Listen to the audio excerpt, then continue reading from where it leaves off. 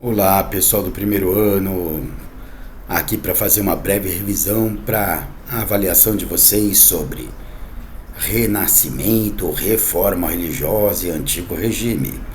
Lógico, é um vídeo curto, o ideal é que vocês também estudem pelo livro, pelo site, fazendo os exercícios, grifando, vendo os aspectos que estão lá, mas acho que esse vídeo ajuda a deixar mais fresca a matéria na memória, tá bom? Vamos começar vendo por que o Renascimento chama Renascimento. Então, aquela burguesia, aqueles ricos comerciantes que estavam no fim do feudalismo, saindo dos feudos, porque os bárbaros que estavam se sedentarizando, estavam parando de atacar e tendo moradia fixa, né? Os francos na França, os germânicos na Alemanha, os italiotas na Itália, os anglos na Inglaterra. Então alguns servos, não todos, aqueles que tinham ocupações que eram úteis tanto na zona rural como na zona urbana, começaram a ir para a zona urbana e começaram, lembra que a zona urbana, as cidades chamavam burgos, a combinarem preços, a formarem corporações de ofício e enriquecerem.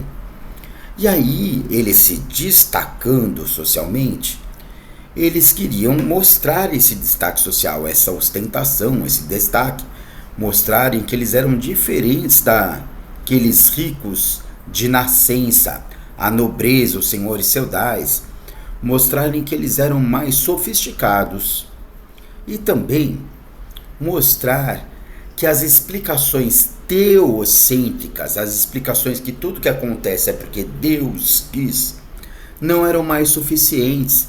Já imaginou? Um navio afunda com um carregamento de azeite, ou um navio afunda cheio de especiarias, e eu vou explicar que é porque Deus quis, ou porque Deus castigou o navegante? Não. Eu preciso ter uma explicação que a razão humana explique. Antropocêntrica. O antropocentrismo vai substituir o teocentrismo. Quem era que usava a razão para explicar as coisas antes da Idade Média? Os gregos, os romanos.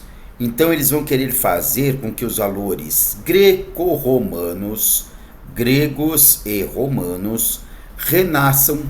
Daí o nome Renascimento. Então, no século XV, no século XVI, os valores greco-romanos, o racionalismo greco-romano vai renascer, já que na Idade Média o que se valorizava era a fé e os dogmas, já que a Igreja Católica predominava. Então você já saberia me dizer por que o Renascimento chama Renascimento. Tá, mas esses pensadores, artistas que foram de grande vulto no Renascimento, como que eles conseguiam ter tempo para trabalhar, para pensarem nas suas obras, para conseguirem este tempo livre de dedicação? Eles eram patrocinados pelos burgueses. O patrocínio dos burgueses era chamado de mecenato, eles eram os mecenas. Em troca de poderem aparecer nas obras, em troca de poderem ostentar que patrocinavam esses pensadores e artistas, eles faziam este patrocínio, este apoio. Então os mecenas eram os burgueses que patrocinavam os grandes artistas. Entre eles, vocês têm os nomes das tartarugas ninjas, que foi uma homenagem aos artistas do Renascimento, alguns deles. Michelangelo, Leonardo, que é o Leonardo da Vinci, Rafael, que é o Rafael Sanzio, e o Donatello, tá? Daqui a pouco a gente mostra uma obra do Michelangelo e uma obra do Leonardo da Vinci. Estes artistas são considerados muito bons porque eles desenvolvem técnicas que durante a Idade Média não se conhecia. A transparência. Que tinta você usa para pintar transparente? Tinta transparente? Não. São técnicas de luz e sombra para dar a aparência de transparência, perspectiva, a noção de profundidade na obra de 3D, o respeito à anatomia, né? Muitos desses artistas combinavam com médicos da época de poderem ver os cadáveres para saber como era o corpo por dentro, o que até causava uma má impressão se eles não teriam algum pacto demoníaco aí. Muito bem. Olha lá. Michelangelo fazia esculturas num único bloco de rocha. Ele até dizia que ele não fazia esculturas, ele dizia que ele libertava a escultura da rocha. Michelangelo se escreve Michel Ângelo tudo junto. Essa obra de arte onde Jesus morto está no colo de Maria chama Pietà ou La Pietà, a piedade. Então Michelangelo, Pietà. E esta obra de arte é de Leonardo da Vinci, Mona Lisa ou Gioconda. Mona Lisa ou Gioconda. Tranquilos? Outro ponto que vocês precisam saber para a prova é sobre a reforma, pode ser chamada de reforma protestante ou reforma religiosa, quando a Igreja Católica começou a ser questionada, principalmente por estes 3 grandes erros, entre outros. Martinho Lutero vai dizer que são 95 erros, inclusive vai fazer 95 dissertações, 95 teses e pendurar na porta da igreja onde ele era padre católico e questionou. Preste atenção nessa imagem porque ela vai estar na sua prova. Eu vou perguntar o que é essa imagem aqui e você vai ter que dizer que é o início da Reforma Protestante. Foi quando um padre católico começou a questionar a igreja, o Martinho Lutero na Alemanha, e fixou na porta da igreja onde ele era padre 95 teses dizendo quais eram os erros que ele achava que a Igreja Católica cometia. E ao ser excomungado, ao ser expulso da Igreja Católica, ele criou a primeira igreja protestante, a Igreja Luterana da Alemanha. Bom, mas entre essas 95 temos 3 principais. Nicolaísmo é a perversão sexual de alguns padres. É só você lembrar do exame Papa Nicolau, que as mulheres fazem ainda hoje em dia, que na época era para verificar a pureza de algumas donzelas, né? Então, nicolaísmo, perversão sexual de alguns sacerdotes católicos.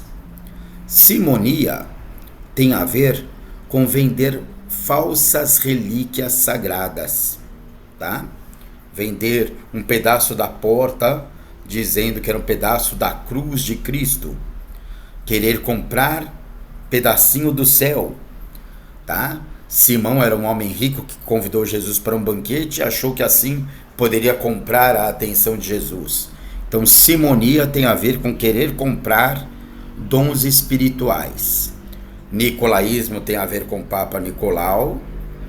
Simonia teria a ver com comprar bens espirituais. Então, nicolaísmo, perversão sexual. Simonia, venda de falsas relíquias sagradas. Indulgência tem a ver com venda de perdão. O perdão é um dom espiritual, mas alguns padres corruptos da época vendiam o perdão dos pecados ao invés de exigir piedade e oração pelo perdão dos pecados, né? Então, você foi uma má pessoa, faça uma doação em dinheiro para as obras da igreja que você estará perdoado. A burguesia não gostava nada disso porque a igreja pedia para que antes de morrer um burguês doasse os seus bens para poder entrar no céu. Depois nós vamos ouvir falar do sujeito chamado Calvino, lá da Suíça, que ele vai ser muito seguido pela burguesia lá da Suíça, porque ao contrário da Igreja Católica, ele vai dizer que a riqueza é uma bênção. e que quem nasce rico é um sinal de que Deus o abençoou. Então, ao contrário da Igreja Católica, vai falar: olha, riqueza é bênção, lucro é bênção. Se você está próspero, é sinal de que Deus está te abençoando e é um sinal da sua predestinação para a salvação. Tá? Já falamos do Martinho Lutero.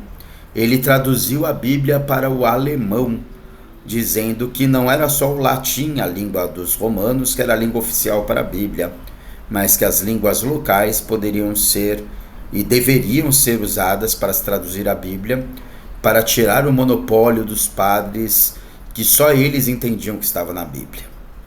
Na Inglaterra, tivemos um rei, o Henrique VIII, que quis se casar com a sua amante. A Igreja Católica proibiu. Ele então criou a sua própria igreja em seu país, a Igreja Anglicana, e para ter mais seguidores, obrigou o povo da Inglaterra a seguir. Quem não queria seguir acabou fugindo para a América do Norte e ajudando na formação das 13 colônias da América, que será um outro assunto. Tá bom? A Igreja Católica vai reagir a esta perda de fiéis, vai fazer a contra-reforma, ou seja, para evitar a perda de fiéis, quem for pego seguindo outra religião vai ser mandado para a fogueira. A igreja também vai ter uma lista de livros proibidos chamada Index e vai fundar a Companhia de Jesus, os jesuítas, para tentar ensinar a religião católica para os povos da América, tá? Para as civilizações, para os povos originários. Você deve também saber sobre o antigo regime, o absolutismo, os reis absolutistas que fizeram aliança com a burguesia, aqueles burgueses, aqueles ricos comerciantes que saíram dos feudos, tá? É lógico que atrapalhava para eles em cada feudo ter uma lei e uma moeda diferente. Vamos dar um exemplo de um rico comerciante que vendesse tecidos. Em um feudo a medida era por polegada, em outro por palmo, em outro por cúbito, em outro por jarda, em outro por centímetro.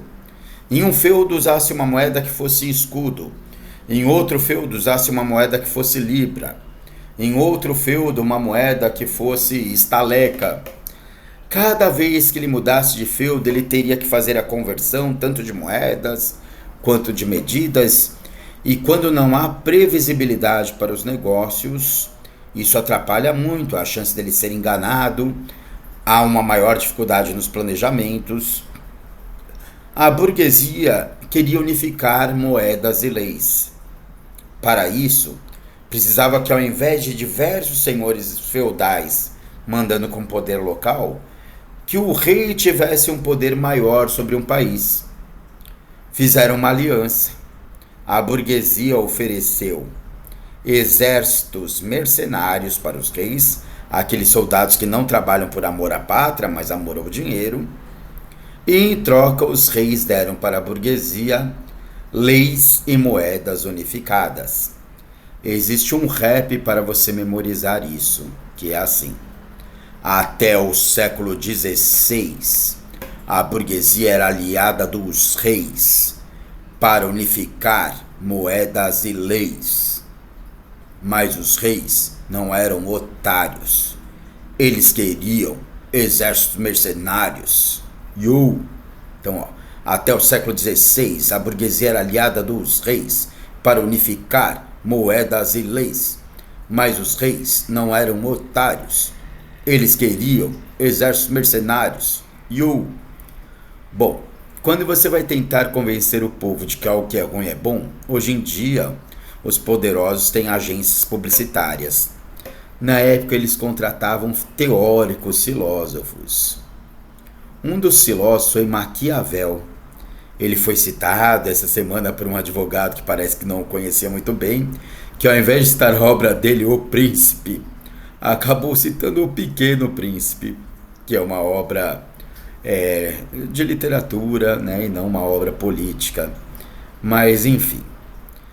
E, na verdade, o Maquiavel nunca falou os fins justificam os meios, mas a obra dele dá a entender esta frase, onde um rei poderia ser malvado, porque o objetivo do rei é manter um país em ordem. Então, os meios que ele precisar utilizar para manter um país tranquilo, ele poderia. O Bossuet, ele diz que um rei pode governar porque Deus assim o quer. Se o rei permitiu que o príncipe nascesse naquela família, é porque ele quer que o príncipe seja o próximo rei.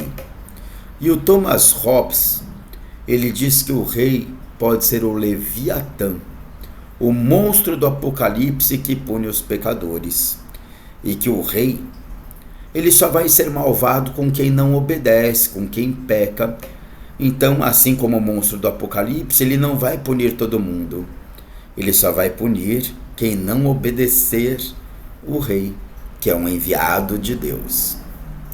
O mercantilismo, ele é ao contrário do feudalismo. Se no feudalismo você era rico porque você tinha feudo, no mercantilismo você é rico porque você tem mercadoria. A riqueza está nas mercadorias. Não é à toa que está aqui o ícone da balancinha.